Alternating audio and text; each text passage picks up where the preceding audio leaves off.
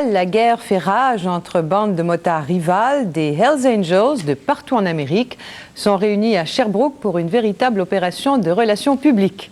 Ils seront près de 5000 ce week-end à participer à ce qu'ils appellent leur Bike Show, une exposition haute en couleurs et en décibels. Patrice Roy. Vendredi soir dernier, une bombe endommage le bunker du groupe de motards, les Rockers, sur la rue Guilford à Montréal. Autre épisode de la guerre de la drogue que se livrent des groupes associés aux Hells Angels, comme les Rockers, contre leur ennemi, les Rock Machines.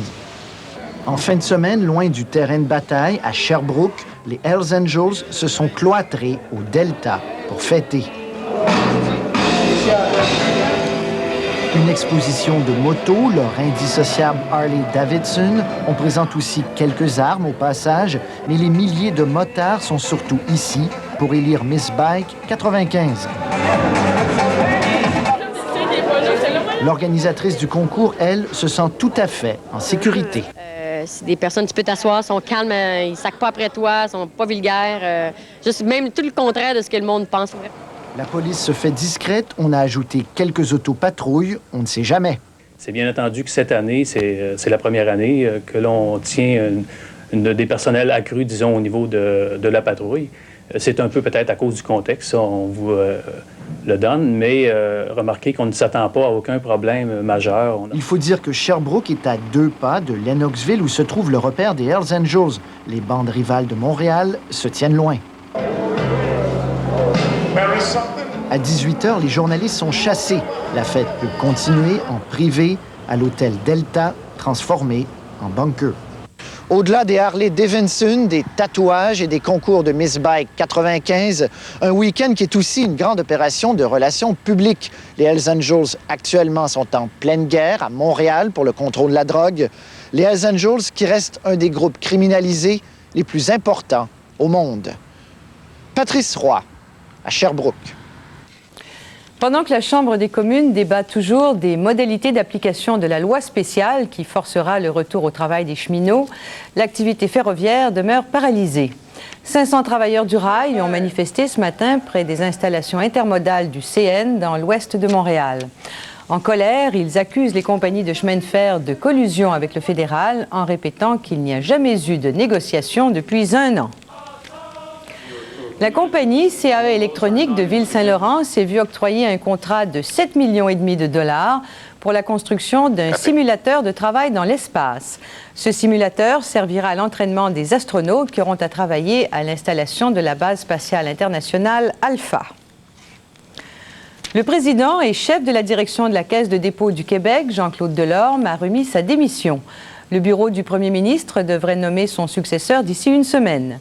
Selon nos sources, il pourrait s'agir de Jean-Claude Scrère, l'actuel numéro 2 de la Caisse. Ce remplaçant assumera seul la direction de la Caisse puisque le gouvernement a aboli la direction bicéphale créée par les libéraux. L'inflation a connu une hausse marquée le mois dernier au pays. Statistique Canada a enregistré un taux annuel d'1,8 %, alors qu'en janvier, le taux était de 0,6 %. Ce bond est dû au fait que la baisse des taxes sur le tabac décrétée l'an dernier n'a plus d'impact sur les données mensuelles de l'inflation.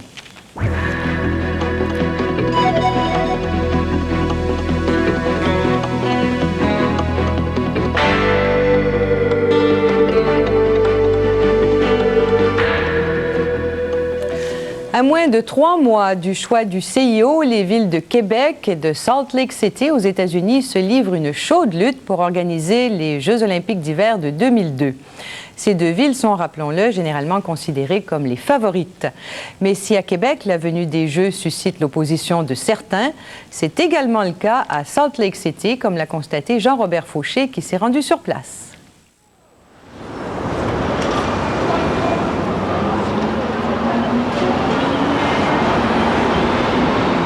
Salt Lake City, la prospère. En plein essor économique, ces hôtels affichent complet presque à tout moment. Parce que c'est une ville de congrès, mais aussi un paradis pour les skieurs qui recherchent la meilleure neige au monde, la poudreuse. Ça fait 30 ans que Salt Lake City veut des Jeux olympiques. La ville des Mormons a été fondée en 1847. Après un long périple à travers l'Ouest, leurs leaders se sont écriés devant la grande vallée au pied des Rocheuses, this is the right place. It is the right place, but not for the Olympics. We've got this. I've got T-shirts that say "Born to Luge." Stephen Pace représente ceux qui s'opposent au jeu parce qu'ils craignent des hausses de taxes et le surdéveloppement. The mountains are being built out so fast that there are a lot of people who figure that the reasons they live in Utah are being kind of lost in the crowd. Salt Lake City is probably one of the nicest cities in the West. Écologiste convaincu, Alexis Kellner a écrit plusieurs ouvrages sur le ski de fond. Contre les jeux depuis 20 ans, il a son idée pourquoi Salt Lake City ne les a pas encore obtenus. In many ways, it had not been a winter city, and it still isn't. Yes. We're now standing above the Mountain Dell Golf Course, which will be one of the sites for the cross-country races and for the biathlon. As you notice, there's no snow, and it's been like this since middle of February. We've had a warmer than usual winter, but once a decade at the most, we'll have a little bit of warmth in the winter, but we can produce snow if we need to. Malgré ces petits problèmes de climat, Salt Lake a déjà investi 60 millions dans ses équipements olympiques comme la piste de luge et de bobsleigh et l'anneau de patinage de vitesse. Mais derrière cette solide fiche technique se cache une faiblesse. C'est peut-être une certaine, je dirais, froideur, un manque peut-être de caractère dans la ville, qui évidemment alors représente ici l'atout numéro 1 de Québec. Une ville qui a du caractère attire justement la télévision internationale, la manne des Olympiques. Les fuseaux horaires dans l'Est de l'Amérique correspondent aux heures de grande écoute. Et la faiblesse de notre monnaie pourrait être un atout pour Québec. Jean-Robert Fauché, à Québec. L'ONU fête cette année son 50e anniversaire et c'est l'occasion pour les 185 pays membres de tirer les leçons des récentes missions de paix à travers le monde. La première réunion de réflexion sur la réforme des Nations unies se tient cette fin de semaine à Montréal et l'idée de doter l'ONU d'une force d'intervention rapide y fait son chemin. Le reportage d'André Bédard. La capacité pour l'ONU de pouvoir réagir rapidement grâce à une force d'intervention appropriée a dominé une partie des débats de la conférence. Certainly the United Nations dramatically over the last couple of years is slowly moving in the right direction. L'ancien commandant de la force de protection des Nations Unies en Bosnie-Herzégovine soutient que l'ONU arrivera bientôt à se doter d'un centre de commandement militaire à son siège de New York. Son successeur, le général Philippe Morillon, est convaincu, lui, qu'il faut donner aux troupes de l'ONU davantage de moyens pour répondre à toutes les provocations, c'est-à-dire des chars, des avions et des hélicoptères armés. Pour être respecté, il faut être fort. Une approche qui rejoint sensiblement les préoccupations du ministre canadien des Affaires étrangères, qui souhaite même la création d'une armée internationale. C'est de doter les Nations unies d'une force d'intervention rapide. On a vu le cas, par exemple, au Rwanda. Si on avait pu déployer des troupes des Nations unies très rapidement dans la première semaine, je dirais dans les premières heures du conflit, on aurait pu éviter les bains de sang que nous avons vus.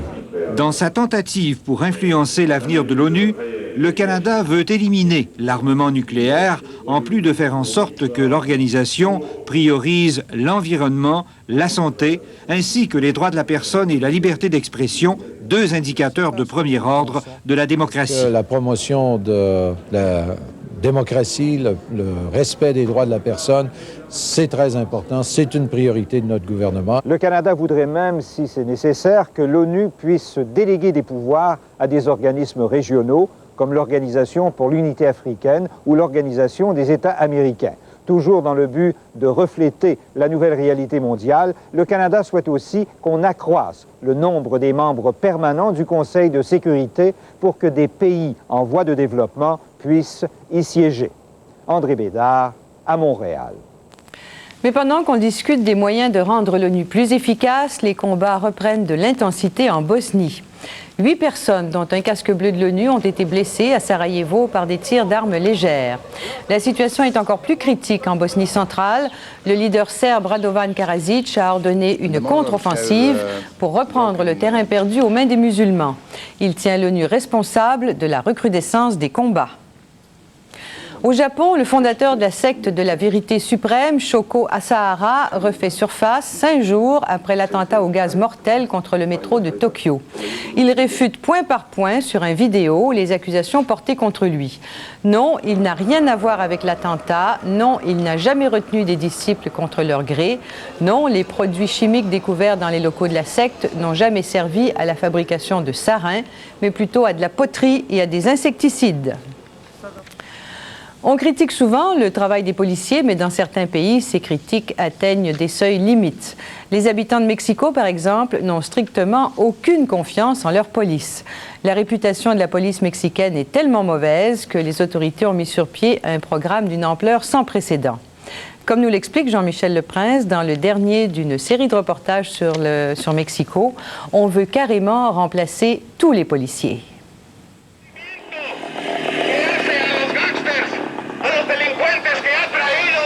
Manifestation, grève de la faim, ils veulent qu'on les débarrasse des délinquants.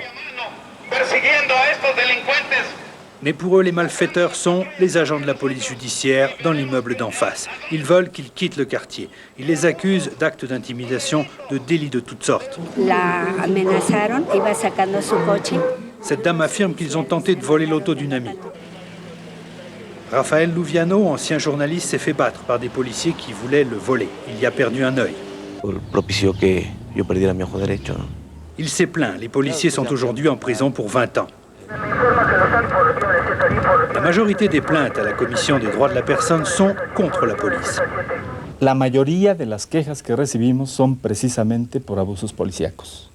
Depuis un an, la loi a changé, dit le directeur José Antonio Aguilar. La torture est devenue rare, parce qu'avant, elle n'était même pas, dit-il, considérée comme un délit grave. La tortura no era delito grave, era un delito como cualquier otro. Ce qui reste courant, détention arbitraire, abus de pouvoir, coups et surtout corruption. La corruption, disent ces deux policiers, est au plus haut niveau. Exactement, donde existe más corrupción es a nivel alto. Ils en savent quelque chose car ils la pratiquent depuis leur entrée dans la police. Mais ils ont décidé que c'était assez. Assez de payer des pots de vin à leur chef sous la table pour des uniformes à leur taille ou bien pour des balles utilisées, 2 à 3 pesos pièce. Tenemos que pagarlo. 2.50 o 3 pesos. Avec des salaires de $300 par mois après 20 ans, pour payer son chef, il faut chercher l'argent ailleurs, par l'extorsion, l'intimidation des citoyens, honnêtes ou pas.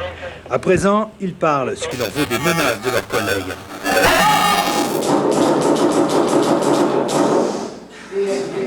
Tout doit changer, a décidé le gouvernement. Les nouveaux policiers de Mexico auront désormais une éducation secondaire. Ils seront formés à la militaire et ils remplaceront progressivement les anciens. Ça s'appelle le projet Transformation 2000. Depuis le 1er décembre, les nouveaux policiers ont commencé à patrouiller dans le centre-ville. Ils disent qu'ils sentent déjà plus de confiance chez les gens. Un policía honesto, un policía capacitado. La société veut un policier honnête, capable, dit le général Enrique Pérez Casas, chargé de Transformation 2000. Mais il admet que ce sera le travail d'une génération.